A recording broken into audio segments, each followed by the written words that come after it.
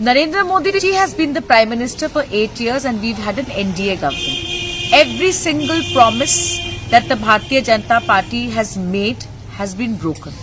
Whether it comes to prices of essential commodities, whether it comes to prices of fuel, whether it comes to giving employment to people, whether it comes to destroying the public sector undertakings that this country has built over several decades since independence, this government has let the people of India down.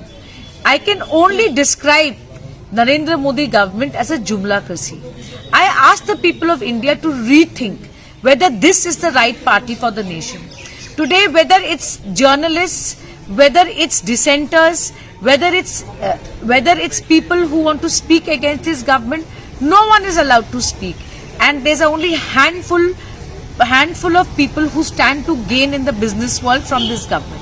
I urge the people of the country to stand up and fight for democracy, fight for a good life of the common person, and fight against everything that this party has done to our country.